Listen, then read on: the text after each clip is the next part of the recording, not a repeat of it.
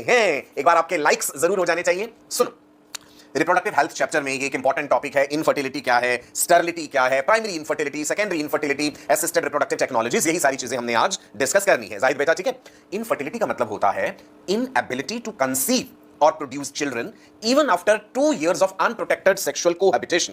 मान लीजिए कि मेल फीमेल सेक्सुअल रिलेशंस बना रहे हैं, 2 साल हो गए हैं उन्हें अनप्रोटेक्टेड सेक्सुअल रिलेशंस बनाते हुए कि कॉन्डोम या पिल्स या किसी भी गर्भ निरोधक का कॉन्ट्रासेप्टिव मेथड का इस्तेमाल नहीं किया जा रहा था और तब भी प्रेगनेंसी नहीं हुई है। अगर ऐसा करते हुए 2 साल हो चुके हैं, तब हम इनफर्टिलिटी के लिए डायग्नोज करना शुरू करते हैं, है ना। मान लीजिए आप एक इनफर्टिलिटी स्पेशलिस्ट हैं, आप एक डॉक्टर हैं, आपके पास एक कपल अप्रोच करता है, एक मेल फीमेल आते हैं और वो ये कहते हैं कि हमारी शादी को अभी 6 महीने हुए हैं और प्रेगनेंसी नहीं हो रही, तो आप वहां पे इनफर्टिलिटी के लिए डायग्नोज करना नहीं शुरू करेंगे। आप उन्हें ये कहेंगे कि भाई अभी बहुत कम समय हुआ है, राइट, इतनी जल्दी हम किसी भी निर्णय पे नहीं पहुंचेंगे, हम इनफर्टिलिटी के लिए आपको डायग्नोज नहीं करेंगे, है ना। समय लगता है ना प्रेगनेंसी में भी, एक मेंस्ट्रुअल साइकिल में एक ही तो ओवा रिलीज हुआ, 24 घंटे तक वो जिंदा रहा, अगर उन्हीं दिनों में सेक्सुअल इंटरकोर्स हुआ होगा, स्पर्म सर्वाइव करेंगे फीमेल रिप्रोडक्टिव ट्रैक्ट में, तभी तो प्रेगनेंसी होगी। समझा मेरी बात, ठीक है जी। चलो, इनफर्टिलिटी को मुख्य रूप से 2 तरह में हम बांट लेते हैं। एक होती है बेटा प्राइमरी इनफर्टिलिटी, एक होती है सेकेंडरी इनफर्टिलिटी। जैसा कि मैं हमेशा कहता हूं, कॉपी पेन साथ लेके बैठा करो, या आपको अगर आदत है प्लेन A4 शीट्स पे लिखने की, तो आप वो लेके बैठा करो ताकि आप नोट्स बना लो। इन क्लासेस को हूबहू वैसे ही फील किया करो जैसे आप फिजिकली किसी टीचर के पास जाकर के पढ़ते हैं, ठीक है। चलो, तो प्राइमरी इनफर्टिलिटी और सेकेंडरी इनफर्टिलिटी में क्या अंतर है अभी बताता हूं। सुनो, प्राइमरी इनफर्टिलिटी का मतलब होता है if conception has not occurred even once, अगर एक बार भी गर्भाधान नहीं हुआ है कभी भी, ठीक है जी, तो हम कहेंगे कि प्राइमरी इनफर्टिलिटी है। सेकेंडरी इनफर्टिलिटी होता है कि भाई एक बार प्रेगनेंसी हुई थी और हो सकता है मिसकैरेज हो गया हो, या सक्सेसफुल प्रेगनेंसी हुई और एक बच्चा या 2 बच्चे ऑलरेडी हैं, और उसके बाद जब कपल ट्राई कर रहा है फॉर प्रेगनेंसी तो नहीं हो रही। So secondary infertility means when couple already have 1 child, 1 or maybe 2 children, और there is a history of undoubted miscarriage, तो हम कहते हैं ये सेकेंडरी इनफर्टिलिटी का केस है कि भाई पहले एक बार तो प्रेगनेंसी हुई है या 2 बार प्रेगनेंसी हुई है, अब दोबारा होने में समस्या हो रही है। एक टर्म हम और यूज करते हैं बेटा, स्टरलिटी। स्टरलिटी का मतलब होता है complete loss of the ability of reproduction. कई बार इनफर्टिलिटी और स्टरलिटी टर्म्स सिनोनिमसली यूज कर लिए जाते हैं, पर अंतर है। इनफर्टाइल पर्सन जो है वो फर्टाइल है पर कम फर्टाइल है, उसका इलाज किया जा सकता है। Sterility means complete loss of ability of reproduction, जहां पे हम कोई इलाज नहीं कर सकते हैं, ठीक है जी, that is sterility. Now primary infertility, conception has not occurred even once, जब एक बार भी प्रेगनेंसी नहीं हुई है, राइट, तो हम कहेंगे ये प्राइमरी इनफर्टिलिटी का केस है। सेकेंडरी इनफर्टिलिटी होता है it indicates previous pregnancy, successfully या मिसकैरेज, दोनों बातें हो सकती हैं, but failure to conceive subsequently, एक बार हो चुका दोबारा नहीं हो पा। इनफर्टिलिटी के कारण मेल में भी हो सकते हैं, फीमेल में भी, या फिर दोनों में ही। अक्सर हमारे समाज में फीमेल को ब्लेम कर दिया जाता है इस चीज के लिए कि भाई अगर प्रेगनेंसी नहीं हो रही है तो दोष फीमेल में ही होगा। ये गलत बात है, ऐसा नहीं होता। मेडिकल साइंस बहुत एडवांस हो चुकी है, बहुत सी स्टडीज हमने करी है और हमें पता चला है कि 33% केसेस में the problem is in the male partner, in another 33% cases problem is in the female partner, और बाकी के 33% केसेस ऐसे हैं जिसमें मेल और फीमेल दोनों में ही कोई ना कोई समस्या देखने को मिली। 1% केसेस ऐसे होते हैं जिसका हमें पता ही नहीं चल पाता कि क्या रीजन, मेल भी पूरी तरह से ठीक है, फीमेल भी पूरी तरह से ठीक है, फिर भी प्रेगनेंसी नहीं हो रही। सो 1% केसेस ऐसे हो सकते हैं। विशाल, प्राची, हाँ बिल्कुल अननोन केसेस जैसे हमने कह दिया। तो 33% केसेस ऐसे होते हैं। 33% केसेस में बेटा problem is in the male partner. Problem ऐसी भी हो सकती है जिसका इलाज हो सके, प्रॉब्लम ऐसी भी हो सकती है जिसका इलाज नहीं है। अनदर 33% केसेस में problem is in the female partner, in another 33% cases problem is in male as well as female partner, दोनों में समस्या। और 1% केसेस ऐसे होते हैं जिसका हम ढूंढ ही नहीं पाते, चाहे कितना भी आप दिमाग लगा लीजिए, कितने भी टेस्ट करा लीजिए, पता ही नहीं चल पाता कि भाई क्या कारण है, सब कुछ तो ठीक है।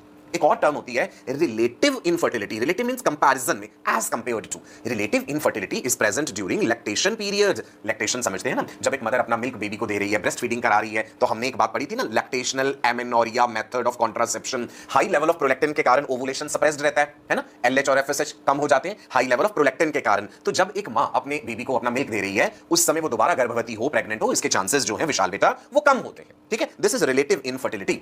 There is another term physiological infertility, या यहां पे हम इसे फिजियोलॉजिकल स्टरलिटी भी कह देते हैं। सो प्यूबर्टी से पहले, जब अभी गैमेट प्रोडक्शन नहीं हुआ है, जब गैमेट रिलीज होना शुरू नहीं हुए, तो प्यूबर्टी से पहले तो बोथ मेल एंड फीमेल दोनों में, बॉयज या गर्ल्स में, जब प्यूबर्टी नहीं हुई है तो उससे पहले तो वो इनफर्टाइल ही है। After menopause in females, menopause हो जाने के बाद महिलाओं में गर्भधारण या प्रेगनेंसी नहीं होती है, जो हमने मेजॉरिटी केसेस में देखा है। रेयर ऑफ द रेयर कभी ऐसा हो जाता है कि मेनोपॉज हुए 5-6 साल हो गए हैं और उसके बाद फिर कभी प्रेगनेंसी हो गई, क्योंकि हो सकता है ओवरीज के किसी कोने में कोई एक oocyte बच गया हो जो रिलीज हुआ और हस्बैंड के स्पर्म से फर्टिलाइज हुआ और प्रेगनेंसी हो गई, ठीक है। साक्षत, रानू कुमारी, चंदा, ग्रेट, क्लियर है जी। चलिए आगे बढ़े। पहले हम जानते हैं कि पुरुषों में या मेल्स में इनफर्टिलिटी के क्या क्या कारण हो सकते हैं और हमने उनका इलाज कैसे करना है।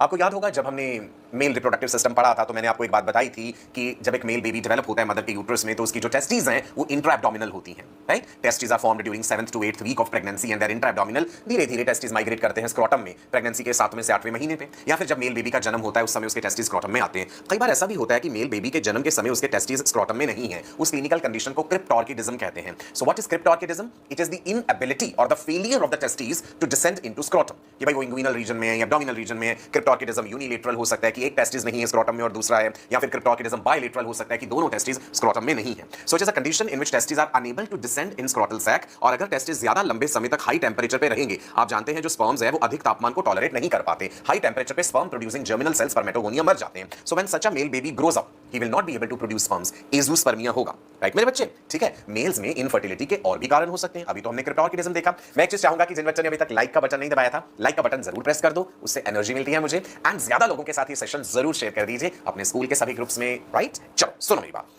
Another reason मेल्स में इनफर्टिलिटी का और कारण क्या हो सकता है? हुसैन, हाँ हुसैन तुम सही कह रहे हो, ऑर्किडोपैक्सी सर्जरी है क्रिप्टॉर्किडिज्म को ठीक करने के लिए। इरेक्टाइल डिसफंक्शन जिसे इंपोर्टेंस भी कह देते हैं, हालांकि हम इंपोर्टेंस टर्म का इस्तेमाल नहीं करते बिकॉज वो थोड़ा डेरोगेटरी लगता है, किसी को भावनात्मक रूप से हर्ट कर सकती है ये चीज जब किसी मेल को आप इंपोर्टेंट कहेंगे। हम एक बेहतर टर्म का इस्तेमाल करते हैं जिसे हम इरेक्टाइल डिसफंक्शन कहते हैं, शॉर्ट में ईडी कह देते हैं ना। You know that for successful sexual intercourse, for the penetrative act, the erection of the penis is required. This is the flaccid penis and this is the erect penis. During erection, what happens? There is flow of blood into the penile vessels. The amount of blood which is flowing, which is entering into the arteries increases, and the amount of blood which is coming out of the penis decreases. जिसके कारण एक hydraulic pressure create हो जाता है penis में, resulting in erection of the penis. कई बार कई कारण ऐसे हो सकते हैं that a male is not able to achieve or maintain. या तो इरेक्शन होगा ही नहीं, या फिर इरेक्शन हुआ और थोड़ी देर में ही सबसाइड कर गया। So male is not able to achieve or maintain successful erection of the penis, so that sexual intercourse is not possible. उस चीज को हम इरेक्टाइल डिसफंक्शन कह देते हैं। अभिषेक सामने लिखी है डेफिनेशन जो चीज आप पूछ रहे हो ना। ज्यादातर केसेस में देखा गया है कि इसका कारण जो है, इसका रीजन जो है वो साइकोलॉजिकल है। कोई ना कोई मेंटल ब्लॉकेज होता है मेल में सेक्सुअल इंटरकोर्स को लेके या किसी भी बात को लेके, और पेशेंट के साथ प्रॉपर काउंसलिंग करके इस चीज का आराम से इलाज किया जा सकता है। लेकिन कई केसेस ऐसे भी हैं जहां पे हार्मोन्स का लेवल डिस्टर्ब होता है, कोई ब्लड वेसल्स में ब्लॉकेज हो सकती है, या फिर कोई स्पाइनल कॉर्ड में इंजरी हो सकती है, नर्वस सिस्टम से रिलेटेड इंजरी हो सकती है। सो अकॉर्डिंगली फिर हम प्रोसीड करते हैं। तो मेल्स में अभी तक हमने इनफर्टिलिटी के क्या क्या कारण देखे। एक तो क्रिप्टॉर्किडिज्म बताया मैंने, एक मैंने इरेक्टाइल डिसफंक्शन बताया। आपको मैंने वाइग्रा के बारे में बताया था ना, sildenafil citrate Viagra, it increases the production of nitric oxide in the body which improves the blood flow into the पीनस। Wonder drug भी कहा जाता है इसे। मेल्स में इनफर्टिलिटी के और कई कारण हो सकते हैं। कोई हार्मोन से रिलेटेड समस्या, गोनेडोट्रोपिन डेफिशिएंसी, तो हम ब्लड टेस्ट कराएंगे कि भाई एलएच और एफएसएच का लेवल कम तो नहीं है।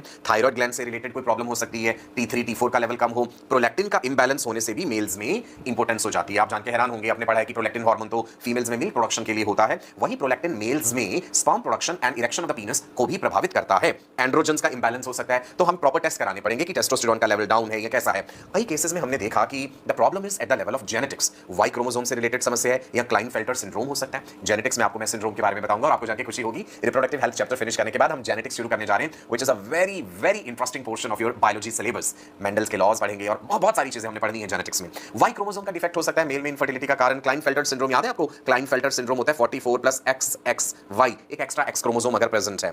उसके अलावा अल्कोहलिज्म, बहुत ज्यादा मदिरा पान अगर करते हैं, एक्सेस में अल्कोहल कंजम्पशन करते हैं, एक लंबे समय के बाद टेस्टिस श्रिंक करने लग जाते हैं एंड इंपोर्टेंस भी हो जाती है। Use of anti hypertensive drugs, blood pressure को रेगुलेट करने के लिए जो दवाइयां ली जाती हैं, बीपी को कंट्रोल करने के लिए, लॉन्ग टर्म में वो भी प्रभावित कर सकती हैं इस चीज को। Anti psychotic drugs for a long time, drugs के बारे में भी आपको बहुत सारी चीजें आने वाले चैप्टर्स में पढ़ाऊंगा। There could be absence or blockage of vas deferens and vasa efferentia. Males में ये भी हो सकता है कि भाई जो डक्ट्स हैं जो कैरी करती हैं स्पर्म्स को टेस्टिस से आगे, कि उनमें किसी किस्म का कोई ब्लॉकेज है तो हम सर्जरी करके ठीक कर सकते हैं उसे। एक्वायर्ड इन्फेक्शन, मम्स आपने पढ़ा है, मम्स वायरस करते हैं ना, पैरामाइक्सो वायरस, बचपन में हो जाता है, छोटे बच्चों में मम्स होता है। मम्स में क्या है? There is swelling of the parotid salivary glands, Hindi में कनपेड़े कहते हैं, कान सूज जाते हैं। तो मेल्स में अगर मम्स हो जाता है ना तो टेस्टिस को भी प्रभावित कर देता है, राइट जी। So acquired infection like mumps, seminal vesicles का कोई इन्फेक्शन हो, प्रोस्टेट ग्लैंड का इन्फेक्शन हो, उससे भी स्पर्म काउंट कम हो जाता है, या फिर किसी के शरीर में एंटी स्पर्म एंटीबॉडीज हैं। There can be so many reasons for male infertility. वो तो आप पेशेंट को उस हिसाब से फिर डायग्नोस करते जाएंगे। अब मेरी बात ध्यान से सुनिएगा। जब एक कपल आपको अप्रोच करते हैं, मान लीजिए आप इनफर्टिलिटी स्पेशलिस्ट डॉक्टर हैं, तो सबसे पहले हम मेल का सिंपल एक टेस्ट कराते हैं, सीमेन एनालिसिस का। सिंपल सा टेस्ट है। आप अपने मेल पेशेंट से कहेंगे कि भाई आपको 3 से 5 दिन का रुका हुआ जो सीमेन है, 3 से 5 दिन तक कोई सेक्सुअल एक्टिविटी ना हुई हो, वो वाला सीमेन सैंपल आपको लेबोरेटरी में जाके चेक कराना है। जब सीमेन सैंपल चेक हो जाएगा, रिपोर्ट आपके सामने आएगी, उसमें आप देखेंगे कि पेशेंट में एज़ोस्पर्मिया है, कंप्लीट एब्सेंस ऑफ स्पर्म है, ओलिगोस्पर्मिया है, लो स्पर्म काउंट है, एस्थेनोजूस्पर्मिया है कि एब्सेंस ऑफ स्पर्म मोटिलिटी है, टेरेटोजूस्पर्मिया की लार्ज नंबर में एबनॉर्मल स्पर्म्स हैं। क्या आ रही है रिपोर्ट? ठीक है जी। सीमेन का पीएच कैसा है, वॉल्यूम कितना है, सारे पैरामीटर्स हम चेक करेंगे। पहली रिपोर्ट को देखने के बाद ही आप अपने पेशेंट को इनफर्टाइल नहीं कह देंगे, ये उसके लिए एक इमोशनल सेटबैक भी होगा। आप अपने पेशेंट को ये सलाह देंगे कि भाई 1 महीने बाद हम दोबारा टेस्ट करवाएंगे और आपको कुछ इंस्ट्रक्शंस फॉलो करनी है। नंबर 1, अगर आप अल्कोहल, सिगरेट, बीड़ी, शराब, गुटखा या कोई भी नशीले पदार्थ का सेवन कर रहे हैं तो उसे बंद कर दीजिए या कम से कम कर दीजिए। नंबर 2, अगर आपको रेगुलर हैबिट है वियरिंग वेरी टाइट अंडरगारमेंट्स या वेरी टाइट जीन्स तो ऐसा मत कीजिए, राइट। अपने बेहतर अच्छे तरीके के खुले कपड़े पहनिए। उससे क्या है कि अगर टेस्टिस हाई टेंपरेचर पे रहते हैं तो स्पर्म काउंट रिड्यूस हो जाता है। तीसरा, आप उन्हें सलाह देंगे कि हेल्दी न्यूट्रिशियस फूड लीजिए, बैलेंस डाइट लीजिए, कुछ आप विटामिन सप्लीमेंट उन्हें दे सकते हैं अगर आप चाहें तो। 1 महीने बाद हम कहेंगे दोबारा सीमेन चेक करा के फिर से रिपोर्ट लेके सेकंड रिपोर्ट जब आप देखेंगे उसके आधार पे हम आगे प्रोसीड करेंगे। क्लियर है जी प्रवीण? पहली रिपोर्ट को देख के पेशेंट को इनफर्टाइल नहीं कहना है। क्लियर हो गया? तो मेल से हम शुरुआत करते हैं। अगर हमें मेल में सारी रिपोर्ट क्लियर मिली तो फिर हम फीमेल की तरफ बढ़ेंगे। फीमेल में भी हमें कितने सारे टेस्ट कराने पड़ेंगे? फीमेल्स में भी इनफर्टिलिटी के कई कारण हो सकते हैं। यूट्रस का जो एंडोमेट्रियम है, अगर endometrium which is the inner most lining of the uterus उसका इन्फ्लेमेशन हो रखा है, दैट इज एंडोमेट्राइटिस। इसकी वजह कोई सेक्सुअली ट्रांसमिटेड इंफेक्शन भी हो सकता है। Endometriosis, another is endometriosis, please correct कर लीजिए इस चीज को। This is endometriosis, right. Endometriosis is growth of endometrial tissue at places other than uterus. देखिए, जब यूट्रस कॉन्ट्रैक्ट करता है मेंस्ट्रुअल ब्लीडिंग के टाइम पे तो वेजाइना के थ्रू तो ब्लड आता ही है। ये भी तो हो सकता है ना कि जो यूट्रस का एंडोमेट्रियम है, एंडोमेट्रियल टिश्यूज फैलोपियन ट्यूब की तरफ भी तो जा सकते हैं और वो एंडोमेट्रियल सेल्स फैलोपियन ट्यूब में ग्रो करने लग जाएं या वो ओवरी तक पहुंच जाएं, यूट्रस की बाहरी दीवारों पे ग्रो करने लग जाएं। That is what is called endometriosis. और बहुत से केसेस में देखा गया कि एंडोमेट्रियोसिस फीमेल्स में इनफर्टिलिटी का कारण बनता है। इज इट क्लियर जी? राइट। फीमेल्स में भी हार्मोनल समस्याएं हो सकती हैं, तो आप अपने पेशेंट के अलग अलग तरह के ब्लड टेस्ट कराएंगे। आप उन्हें कहेंगे एलएच और एफएसएच की जांच करा लीजिए कि कहीं आप में एलएच और एफएसएच हार्मोन की कमी तो नहीं है। थायराइड ग्लैंड के टेस्ट कराएंगे। आप पेशेंट का प्रोलैक्टिन लेवल भी चेक करा लेंगे। फीमेल में प्रोलैक्टिन का लेवल अगर हाई रहता है तो भी ओवुलेशन नहीं हो पाएगा। ईस्ट्रोजन और प्रोजेस्टेरॉन हार्मोन के टेस्ट हम करा लेंगे। सारी रिपोर्ट्स हमारे पास आ जाएंगी। ठीक है जी? तो the reason could be related to hormones, right. कई केसेस में होता है कि भाई कॉर्पस ल्यूटियम ही नहीं बन रहा है तो प्रोजेस्टेरॉन नहीं आएगा। ओवुलेशन कम हो रही है, दैट इज ऑलिगो ओवुलेशन, एक मंथ में हुआ अगले मंथ में नहीं हुआ। पीसीओडी हो सकता है, किसी ने बताया अभी बिल्कुल सही कहा, ये बड़ा कॉमन कारण बन चुका है फीमेल्स में, that is polycystic ovarian disorder, कि ओवरी में बार-बार सिस्ट बनने लग जाते हैं। ल्यूटियल फेस डिफेक्ट हो सकता है कि भाई कॉर्पस ल्यूटियम बना पर ठीक से काम नहीं कर पाया, या फिर जन्म से ही defective growth of uterus and vagina भी हो सकता है। कुछ फीमेल्स में सर्विक्स से रिलेटेड फैक्टर्स हो सकते हैं कि स्पर्म प्रॉपर्ली पेनिट्रेट नहीं कर पा रहे। फीमेल में सर्विक्स का इंफेक्शन है, सर्विसाइटिस जिसे कहते हैं। फीमेल के शरीर में एंटी स्पर्म एंटीबॉडीज हो सकती हैं, या फिर फैलोपियन ट्यूब के फिम्ब्रे हैं, they are not able to pick up the secondary oocyte। Ovulation के समय ओवरी से जो सेकेंडरी oocyte निकलता है, फैलोपियन ट्यूब के फिम्ब्रे का काम होता है उसे कैच करना। भाई अगर किसी कारण से वो नहीं कैच कर पाएगा तो भी फर्टिलाइजेशन नहीं होगा सक्सेसफुल। तो आप अपने पेशेंट को प्रॉपर तरीके से डायग्नोज करते जाएंगे, सारे टेस्ट कराते जाएंगे, रिपीटेड अल्ट्रासाउंड भी कराने पड़ते हैं, तब हमें जाके असली कारण का पता लग पाता है। कुछ महिलाओं में डायस्पेरोनिया हो सकता है। डायस्पेरोनिया होता है पेनफुल सेक्सुअल इंटरकोर्स, कि सेक्सुअल इंटरकोर्स के टाइम पे फीमेल को बहुत ज्यादा पेन हो रही है। Increased sperm phagocytosis by macrophages, उसके यूट्रस में फेगोसाइट्स की संख्या बहुत ज्यादा की स्पर्म्स को मार डालती है। फर्टिलाइजेशन नहीं हो पा रहा या इंप्लांटेशन नहीं हो पा रहा। अलग अलग महिलाओं में अलग अलग तरह के कारण हो सकते हैं, या एक महिला में एक से ज्यादा कारण भी हो सकते हैं। तो आपने अपने मेल पेशेंट को डायग्नोस करा, मान लीजिए उनमें कोई समस्या नहीं आई। फीमेल पेशेंट को डायग्नोस करा, उनमें कोई समस्या आ गई तो फीमेल का इलाज होगा। अगर फीमेल बिल्कुल ठीक है और मेल में कोई समस्या मिली है अंगद बेटा साक्षर, तो हम फीमेल का इलाज करेंगे, राइट जी। सचिन, अल्ट्रासाउंड के स्पेलिंग आपने गलत लिखे हैं। Ultrasound it doesn't start with A, it is UULT, ultrasonic sound. Ultrasound के बारे में भी आपको आने वाली क्लासेस में मैं बताऊंगा। सो हमने देखा कि कई तरह के कारण हो सकते हैं इनफर्टिलिटी के, इम्यूनोलॉजिकल, फिजिकल, डिजीज रिलेटेड, जन्म से ही कोई किसी किस्म की ग्रोथ में प्रॉब्लम है यूट्रस या वेजाइना के, साइकोलॉजिकल रीजंस हो सकते हैं, ड्रग्स का अब्यूज हो सकता है। So what happens when couples are diagnosed infertile? तो हमें कोई इलाज तो करना है। अगर हम दवाइयों से इलाज नहीं कर पाए, सुपर ओवुलेटरी ड्रग्स भी हम देते, मान लो नहीं हो रहा, तो हम फिर अपने पेशेंट को सजेस्ट करेंगे कि भाई आपको घबराने की जरूरत नहीं है, इनफर्टिलिटी क्लिनिक्स हैं, राइट। आपकी मदद की जा सकती है, टेस्ट ट्यूब बेबी कर सकते हैं हम। देयर लॉट मेनी प्रोसीजर्स, किसमें क्या समस्या है उसके अकॉर्डिंग हम वो प्रोसीजर अपनाते हैं। तो अब हम पढ़ते हैं जी असिस्टेड रिप्रोडक्टिव टेक्नोलॉजीज के बारे में। Various techniques which are used to help infertile couples. ART का फुल फॉर्म देख लीजिए, असिस्टेड रिप्रोडक्टिव टेक्नोलॉजीज क्या है? Various techniques which are used to help infertile couples to conceive when natural conception is not possible। जब प्राकृतिक रूप से गर्भधान नहीं हो पा रहा तब हम इन सभी टेक्निक्स को लगाते हैं। अच्छा, ये बड़ी कॉस्टली टेक्निक्स हैं, बड़े बड़े शहरों में ही उपलब्ध हैं, काफी समय लगता है, इनका सक्सेस रेशो भी कोई बहुत ज्यादा नहीं होता, 40% तक होता है अगर कोई बहुत ही एक्सपीरियंस्ड डॉक्टर है। ठीक है, क्लियर है जी मेरी बात ये, right. Now types of ART, in vitro fertilization, in vivo fertilization. ART के प्रोसीजर्स को मुख्य रूप से दो ब्रॉड कैटेगरीज में बांट लो। इन विट्रो फर्टिलाइजेशन का मतलब होता है फीमेल बॉडी से बाहर फर्टिलाइजेशन। विट्रियस वर्ड किससे रिलेटेड है? ग्लास से, कांच से, कि भाई आप फर्टिलाइजेशन पेट्री डिश में कर रहे हैं, है ना, आउटसाइड द बॉडी तो हो गया, but what is the meaning of vitreous? It is referring to कांच। ऋतु कुमारी, क्लियर बेटा? इन वीवो का मतलब होता है इनसाइड द बॉडी। पहले इन विट्रो फर्टिलाइजेशन डिस्कस करते हैं। इन विट्रो फर्टिलाइजेशन को ही बेटा टेस्ट ट्यूब बेबी प्रोग्राम कह देते हैं। अच्छा, कई लोग बड़ा कंफ्यूज होते हैं, सोचते हैं कि टेस्ट ट्यूब बेबी एक ऐसा बच्चा है जो टेस्ट ट्यूब के अंदर डेवलप होता है। नहीं नहीं नहीं, ये सिर्फ नाम यूज करा गया है, baby does not develop in the test tube. Afsar Khan, clear है? सिर्फ हमने फर्टिलाइजेशन फीमेल के शरीर से बाहर कराना है, और फर्टिलाइजेशन हो जाने के बाद जब भ्रूण बन गया, एम्ब्रियो बन गया, उसे वापस फीमेल के यूट्रस में रख देना है। अल्टीमेट जो डेवलपमेंट है वो मां के गर्भाशय में या यूट्रस में ही होगा। अभी तक हम कोई आर्टिफिशियल यूट्रस नहीं बना पाए हैं। क्लियर है जी? अभी तक हम कोई आर्टिफिशियल यूट्रस नहीं बना पाए। इन विट्रो फर्टिलाइजेशन है, fertilization is performed outside the body of the female in almost similar conditions. वो बहुत सेम कंडीशंस क्रिएट करनी पड़ती हैं, राइट? अब इसमें करना क्या है, फीमेल की बॉडी से ओवा लेना है और मेल की बॉडी से स्पर्म लेना है। मेल से स्पर्म लेना तो आसान है ना? हम सीमेन सैंपल ले लेंगे मेल से और उस सीमेन को प्रोसेस करेंगे, उसमें से हेल्दी स्पर्म जो है हम सेपरेट कर लेंगे। फीमेल बॉडी से हमें ओवा निकालने हैं। अब बिकॉज आप एक्सपेरिमेंट करने जा रहे हैं तो आपको ज्यादा ओवा चाहिए होंगे। नॉर्मली तो एक साइकिल में एक ही एग बनता है, तो हम इन केसेस में फीमेल को सुपर ओवुलेटरी ड्रग्स देते हैं, ऐसी दवाइयां देते हैं कि एक से ज्यादा एग सेल्स बने, है ना? तो ज्यादा ओवा कलेक्ट कर लेंगे हम उसे। The fusion of the ovum and the sperm is done outside the body of woman to form a zygote. मान लीजिए हमने ओवा और स्पर्म इनको मिला करके फर्टिलाइजेशन कराया और बन गया हमारे पास जाइगोट। अब हो सकता है हम इसके बाद जिफ्ट टेक्निक करना चाहें। जिफ्ट का मतलब होता है जाइगोट इंट्राफेलोपियन ट्रांसफर। जाइगोट को हमने फीमेल की ही उसी मदर की फेलोपियन ट्यूब में रख दिया और हम चाहते हैं कि ज्यादा से ज्यादा उसको जो एनवायरमेंट है वो मदर का अपना इंटरनल एनवायरमेंट मिले, तो सक्सेस रेशियो ज्यादा हो सकती है। ठीक है जी ना? कई बार ऐसा होता है कि हम उसे अलाउ करते हैं कि जाइगोट में क्लीवेज डिवीजन हो जाए, 2 cell stage, 4 cell stage, 8 cell stage, 16 cell stage. अगर ज्यादा सेल स्टेज है तो फेलोपियन ट्यूब में नहीं रखेंगे, फिर हम उसे यूट्रस में रखेंगे। ठीक है? क्योंकि अल्टीमेटली उसने इंप्लांट तो यूट्रस में ही करना है। तो ना आपको ये फुल फॉर्म्स भी याद रखनी होगी बेटा, इस पे भी सवाल पूछ सकते हैं। GIFT is zygote intra fallopian transfer. Zygote intra fallopian transfer.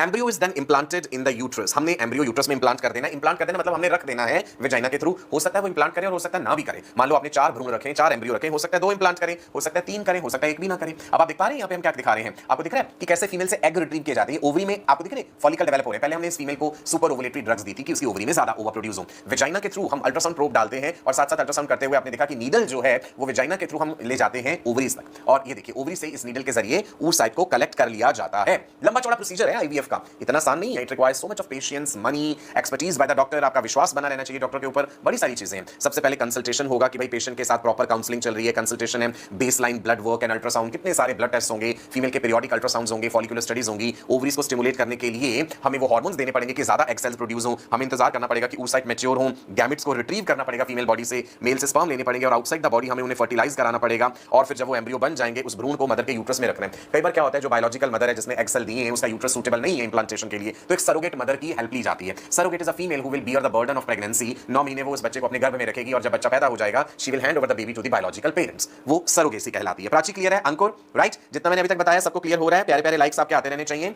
हमें सुपर ओवुलेशन क्यों कराना पड़ता है इन टेस्ट ट्यूब बेबी प्रोग्राम्स में? जरूरी है। आप इतना बड़ा एक्सपेरिमेंट करने जा रहे हैं, एक ही एग सेल के भरोसे हम नहीं रह सकते, राइट? हमें हार्मोन ट्रीटमेंट देना पड़ेगा टू प्रोड्यूस सेवरल मैच्योर ओवा इंस्टेड ऑफ जस्ट वन। हो सकता है एक एग सेल लेके हम चल रहे हैं तो भाई उससे काम ना चले, वो एग खराब हो जाए, so we need to give super ovulatory drugs. ठीक है जी? गैमेट रिट्रीवियल शब्द से क्या मतलब है? गैमेट क्या होते हैं? सेक्स सेल्स, मेल गैमेट और स्पर्म, फीमेल गैमेट और ओवा। मेल से स्पर्म तो इजीली लिए जा सकते हैं। अगर हस्बैंड अपने स्पर्म दे सकता है तो अच्छी बात है। अगर हस्बैंड के सीमेन सैंपल से हमें स्पर्म सही नहीं मिल रहे, then help of a donor is taken, right? कोई वो डोनर उनका कोई अपना जानकार हो सकता है या फिर स्पर्म बैंक होते हैं इनफर्टिलिटी क्लिनिक्स के साथ एसोसिएटेड, वहां से सीमेन सैंपल लिया जा सकता है। लेकिन जिस भी इंसान का सीमेन सैंपल लेंगे उसके फिजिकल एट्रीब्यूट्स एक्चुअल जो फादर हैं जो हस्बैंड उनसे मिलने चाहिए। उसकी कद काठी, उसका रंग रूप, बालों का रंग, आंखों का रंग, ताकि बच्चा जो पैदा हो वो पिता जैसा लगे। आप समझ रहे हैं इस बात को, राइट? क्लियर है जी? यहाँ पे आपको दिख रहा है ट्रांस वेजाइनल अल्ट्रासाउंड करते समय एक नीडल इंट्रोड्यूस करी गई है और ओवरी से उस नीडल के जरिए फॉलिकल्स को हम रिट्रीव कर लेते हैं। मेल से जो स्पर्म लेना है उसके लिए हम एक कलेक्शन कॉन्डोम यूज करते हैं, नॉर्मल कॉन्डोम्स यूज नहीं करते हैं, राइट? वो इसलिए बिकॉज उसमें ऑलरेडी स्पर्मिसाइडल जो है एजेंट होता है जो स्पर्म्स को किल कर देगा, राइट? शिवम, हाँ, ट्रेडिशनल सरोगेसी और जेस्टेशनल सरोगेसी आपने ऑलरेडी मेरे लेक्चर्स में सुना हुआ है, इसलिए आप ये सवाल मुझसे कर रहे हैं, राइट? तो अगर मैंने आपको पढ़ाया तो जवाब भी मुझे पता है, सब्र बनाए रखिए, दोनों का अंतर विस्तार पूर्वक बता दिया जाएगा। वेल, मैंने आपसे ये कहा कि जो स्पर्म हमें लेने हैं, सीमेन लेना है मेल से, उसके लिए नॉर्मल कॉन्डोम का इस्तेमाल नहीं करना है, स्पेशल कॉन्डोम होता है एंड मास्टरबेशन के जरिए, राइट, मेल जो है वो अपना सीमेन सैंपल दे देगा। कई बार ये होता है कि भाई हमें सीमेन में स्पर्म नहीं मिल रहे तो डायरेक्टली मेल की टेस्टिस में से भी स्पर्म निकालने पड़ सकते हैं। That is called testicular sperm extraction. Shall I write this full form? ये इंपॉर्टेंट है, पूछे जा सकते हैं। Testicular sperm extraction, testicular sperm extraction. एक और टेक्निक होती है कि एपिडिडाइमिस में से स्पर्म्स निकालना, that is called MESA. It stands for micro surgical, लिख लीजिए आप भी। MESA technique stands for micro surgical epididymal sperm aspiration, कि भाई हम डायरेक्टली एपिडिडाइमिस में से स्पर्म्स निकाल लेते हैं अगर किसी किस्म का कोई ब्लॉकेज है कि हेल्दी स्पर्म्स बाहर नहीं आ रहे हैं। क्लियर है जी? Right? Which part of the male reproductive tract is the sperm retrieved from? epididymis में से कर सकते हैं। तभी मैंने कहा ना micro surgical epididymal sperm aspiration। चलो एक इंटरेस्टिंग बात आपको बताता हूं, गैमेट्स को फ्रीज भी करके रखा जा सकता है। जैसे आजकल बहुत से पेशेंट्स अगर कैंसर का उनका इलाज चल रहा है, कैंसर ट्रीटमेंट जब होता है ना, तो जो शरीर के जर्म सेल्स हैं वो एंटी कैंसर ड्रग से, रेडिएशन थेरेपी से प्रभावित होते हैं। तो कीमोथेरेपी, रेडियोथेरेपी करवाने से पहले लोग अपने गैमेट्स फ्रीज भी करवा सकते हैं, राइट? क्रायो प्रिजर्वेशन टेक्निक कहलाती है। क्रायो प्रिजर्वेशन का मतलब है it is a process in which gametes are stored at -196 degree centigrade in liquid nitrogen. Sperm bank का जैसे मैंने जिक्र करा है, ठीक है जी? नाउ नेचुरल फर्टिलाइजेशन में क्या होता है? स्पर्म जो है that is going to fertilize the egg. Egg fertilize हुआ, जाइगोट बना, जाइगोट फिर डिवाइड करा, एम्ब्रियो बना, नॉर्मली जो होता है, राइट? क्रायोथेरेपी नहीं कहा मैंने, क्रायो प्रिजर्वेशन कहा है। ओके, इसका फुल फॉर्म आपको याद रखना है। इक्सी टेक्निक क्या है? ICSI is intra cytoplasmic sperm injection. मतलब हम जब आईवीएफ कर रहे हैं, उन्हें नेचुरली आपस में ना फर्टिलाइज होने दो, हम स्पर्म को एक स्पेशल तरह के नीडल में फिल करके डायरेक्टली जो है एग सेल में इंट्रोड्यूस करते हैं। ये टेक्निक हम कब करेंगे कि स्पर्म को हमने खुद ओवा में जो है इंट्रोड्यूस कराया, जब स्पर्म काउंट बड़ा लो है, हाई कंसंट्रेशन एबनॉर्मल स्पर्म की मिल रही है, स्पर्म की मोटिलिटी बड़ी कम है, तो हम कहते हैं कि भाई एक टेक्निक करते हैं, ये बड़ा एग सेल और एक खास तरह की नीडल के जरिए हम डायरेक्टली स्पर्म को इंट्रोड्यूस करा देते हैं ओवा में। That is intracytoplasmic sperm injection. Single spermatozoon, spermatozoon एक स्पर्म को कह दिया, single spermatozoon is injected directly into cytoplasm of oocyte by micro puncture of the zona pellucida. Zona pellucida layer को तो हटाना ही पड़ेगा, नॉर्मल फर्टिलाइजेशन में भी आपने पढ़ा है ज़ोना पेलुसिडा के बारे में। तो ज़ोना पेलुसिडा लेयर हम हटाएंगे, पंचर करेंगे और स्पर्म को एग सेल के अंदर डाल देंगे, पूरे का पूरा स्पर्म डाला जाता है। ये देखिए इस एनिमेशन के जरिए, इस वीडियो के जरिए बड़ा क्लियरली आपको दिख रहा है। Can you see this? ये देखिए ध्यान से देखना, उस नीडल के अंदर एक छोटा सा स्पर्म है। फिर से देखिए, पंचर करा, आप देखो वो जो नीडल है ना उसमें स्पर्म है। Can you see that small cell, वो जैसे मोटाइल है, और अब हमने वो स्पर्म छोड़ दिया। बहुत से बच्चों का ना ये सवाल रहता है कि सर फर्टिलाइजेशन जब नॉर्मल होता है, only head and middle piece of the sperm enters. ऐसा नहीं होता, in mammals including humans entire sperm enters into the egg cell. तो तभी तो हम इक्सी टेक्निक में एंटायर स्पर्म जो है निधि वर्मा बेटा उसको इंट्रोड्यूस कर रहे हैं, है ना? ब्यूटीफुल एनिमेशन, मजा आता है ना मेरी क्लासेस में, इसलिए मैं कहता हूं रेगुलरली लाइव अटेंड किया करो। ट्यूसडे और थर्सडे को 5 बजे लाइव होता हूं मैं आपके साथ आकाश बाइजूस नीट यूट्यूब चैनल पे। फ्राइडे को 6 बजे लाइव होता हूं। एवरी फ्राइडे में क्लास 11th का सिलेबस करा रहा हूं, ह्यूमन फिजियोलॉजी, तो वो भी आपने प्रशांत बेटा जरूर अटेंड करना है। ठीक है जी, देखा आपको ये इंट्रासाइटोप्लाज्मिक स्पर्म इंजेक्शन, ये देखा नीडल के जरिए, माइक्रोपिपेट के जरिए स्पर्म को अंदर इंट्रोड्यूस कर रहे हैं। जाइगोट बन गया, जाइगोट के बाद अब हो सकता है हम जिफ्ट कर दें, जाइगोट इंट्राफेलोपियन ट्रांसफर, या फिर 8 सेल स्टेज तक हमने पहुंचने दिया। The embryo is implanted in the female genital tract for further development. Normally आप जानते हैं कि भाई fertilisation ampulla of the fallopian tube में है या एम्पुलरी इस्थैमिक जंक्शन में है। यहां पे मैंने जिफ्ट, जाइगोट इंट्राफेलोपियन ट्रांसफर की फुल फॉर्म लिखी है आपके लिए। नाउ इधर देख लीजिए, पेट्रो डिश में नॉर्मली क्या कर रहे हैं, देखा आपने ढेर सारे स्पर्म जो है, राइट?